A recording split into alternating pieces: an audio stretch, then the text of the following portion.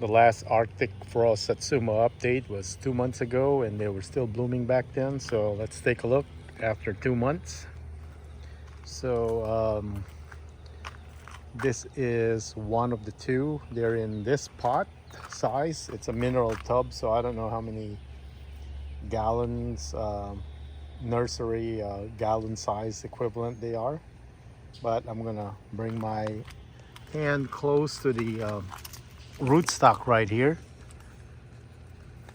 and they're quite beefy. A lot of brown branches, so they are definitely cold hardy at this stage, but they still need protection. If it's longer than a couple of hours of exposure, they start taking damage on all the green. Okay, kind of like that one right there. So let's take a look. How big is this one? It's about probably 6 foot tall, and it's full of little Satsumas. So, and the thing with Satsumas, they are self-thinning or citrus, sorry, meaning they will drop any fruit that they can't handle. However, you can get bigger fruits just like any other fruiting tree if you thin them out, and then they could concentrate on those. But we don't mind the size they produce when they have this much fruits. They're probably that size right there, so we don't mind it.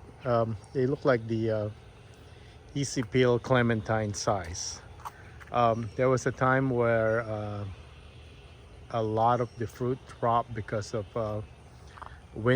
strong winds and whatnot, and they got a lot bigger than those. So with this much, probably kind of like the clementine size that you see of a grocery store, or slightly bigger. All right, so I don't know how many fruits. There's probably 50 to 60 or more. There's just tons, and it's not dropping any of them. It did a lot, and it stopped dropping for about probably a month now. So I'm guessing this will pretty much stay. And being in that pot, even though it's a mineral tub, it will require a lot of fertilizer. So I am gonna feed this again. I only use organic fertilizer, slow release. So I gotta feed it to basically support all these fruits. So like I said, this is one of the two, and we're gonna go to the other one now.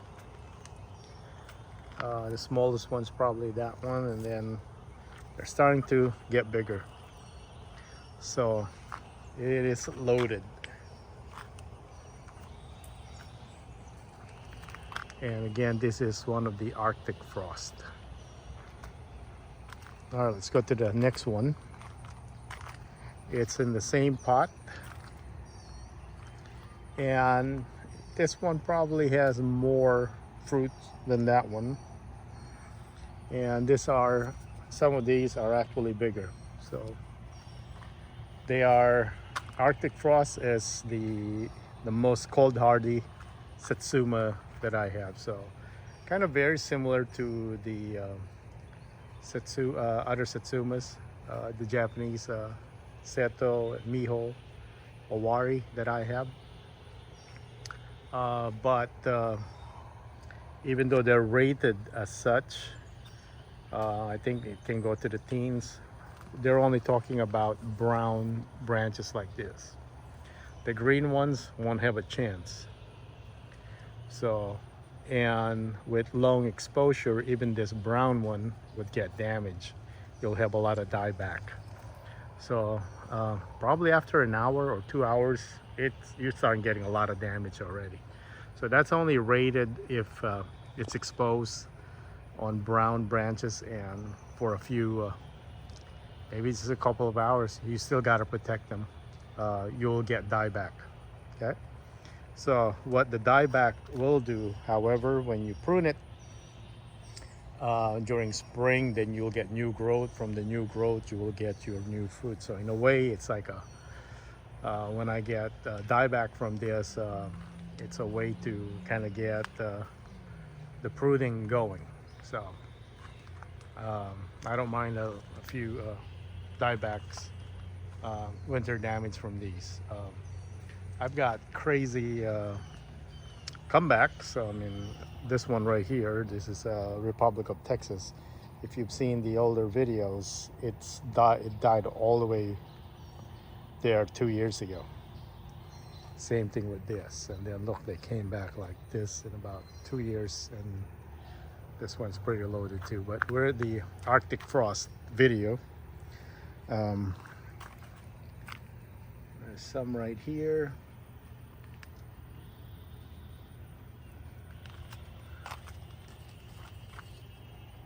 The rootstock. I'm gonna put my hand right there. Okay. And pretty loaded. So let me see if I can get in here. There's a big branch going on in here. So as you can see, this one is loaded with fruits. They'll be ripe around November, December. And you can leave them hanging for 3 to 4 months if you want to. It's like a little refrigerator. But we usually harvest them because the freeze damage will take over and you lose your fruit. I still protect the Arctic frost inside the barn, but I don't put a frost cloth. I don't think I need to. So I did put some frost cloth, just a single one, last winter. So there was 0 damage for the first time with the Arctic frost ever. So these are probably 4 years old. Can't really remember what's the specific time I got them, but I think 4 years now that I bought them. And they've always been in pots. The only one that I put in ground are Owari and Seto. And those got heavily damaged.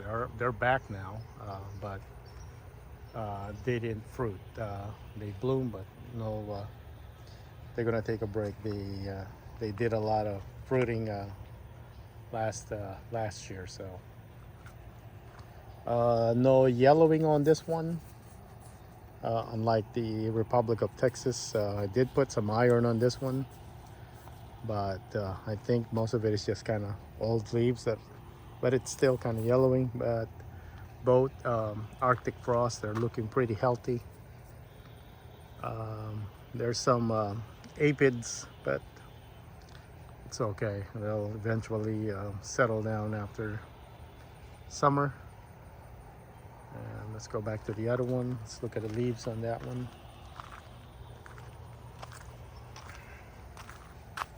That's pretty healthy, no yellowing.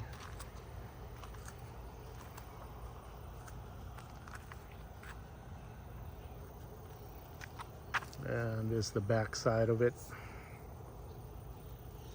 All right, so that's our update for the Arctic frost.